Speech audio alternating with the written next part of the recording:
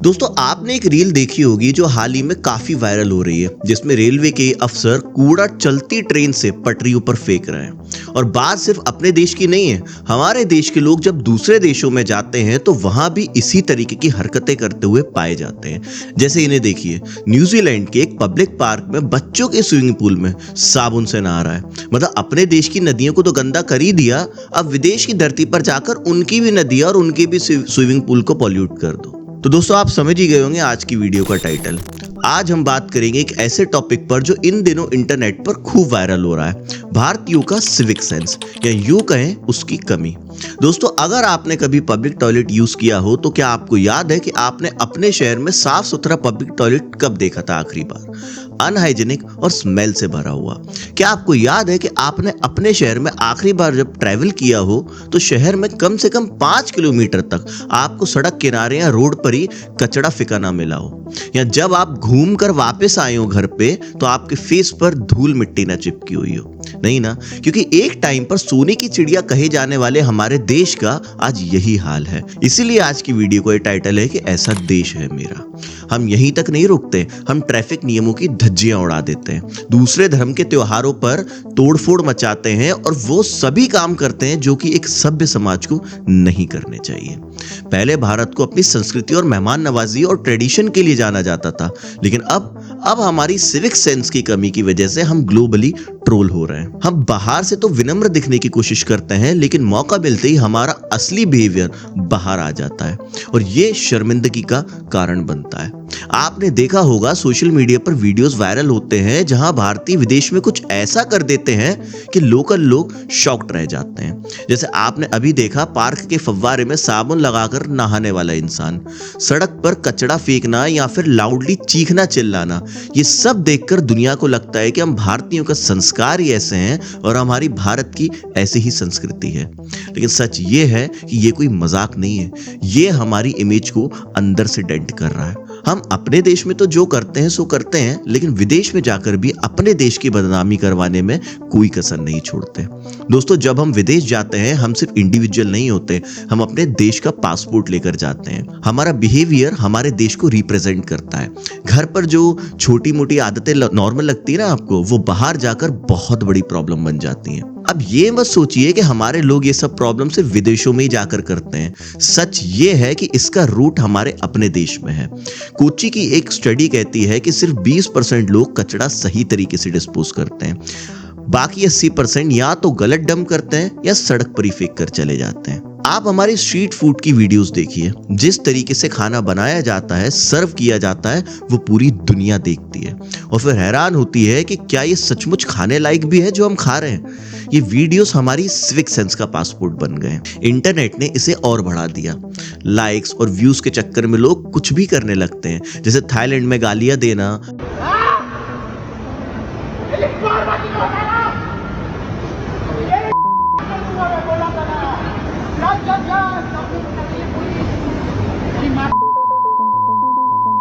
Venice की सड़कों पे चिल्लाना चीखना, अमेरिका में जाकर बेहुदापन दिखाना और फिर उस पे गर्व करना कि देखो हम इंडिया का कल्चर रिप्रेजेंट कर रहे हैं। ये सब एक क्रिंज कल्चर बन चुका है आज की डेट में, जो भारत की इमेज को बुरी तरीके से बर्बाद कर रहा है।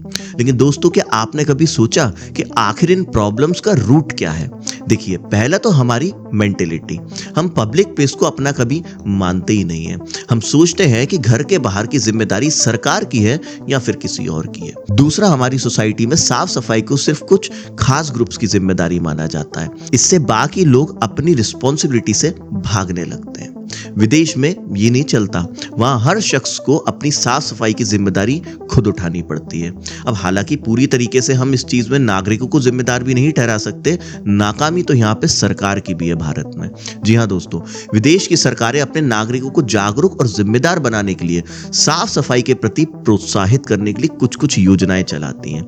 जैसे जापान, ऑस्ट्रिया, चीन जैसे देशों में अगर आप प्लास्टिक की खाली बोतल जो सड़क पर अगर पड़ी मिल जाए, वैसे तो मिलेगी नहीं, लेकिन अगर अगर मिल जाए, और अगर कुरकुरे के खाली पैकेट या पॉलीथिन या वो वाली बोतल जो अभी अभी आपने पानी पी के खाली करी हो, उसको सड़क किनारे लगी एक मशीन में डालते हैं तो आपको कुछ डॉलर मिलते हैं वहां पे विदेशों में। सोचिए, इस वजह से विदेश में लोग आगे बढ़कर साफ सफाई ऑटोमेटिकली कर लेते हैं। अगर गलती से कहीं कूड़ा कचरा पड़ा भी मिला, वो उसे मशीन में डालते हैं, उसके बदले उन्हें कुछ पैसे मिल जाते हैं। लेकिन हमारे देश में लोग पानी पीकर खाली बोतल सड़क पर ही फेंक देते हैं। अच्छा, तीसरा कारण हमारे जीरो सिविक सेंस का ये है कि हम इंस्टेंट बेनिफिट को ज्यादा वैल्यू देते हैं। जैसे लाइन तोड़ना, क्यू में आगे निकल जाना, ये सब हमें नॉर्मल लगता है। आपने इंटरनेशनल एयरपोर्ट्स पर अक्सर देखा होगा कि फ्लाइट मिस होने के नाम पर क्यू तोड़ने की कोशिश करने वालों में भारतीय सबसे आगे होते हैं। आप जब मॉल में या किराने की दुकान पर बिलिंग काउंटर पे खड़े होते हो और आपके बाद आने वाला व्यक्ति आपके आगे आ जाता है आपको पीछे करके, या पेट्रोल पंप पर आपके बाद आने वाला व्यक्ति आपसे पहले अपनी गाड़ी घुसा देता है, ये सब चीजें कॉमन है हमारे देश में, आपने भी फेस करी होगी, क्योंकि हमारे देश में इन जैसे असभ्य और जाहिल लोग भी रहते हैं।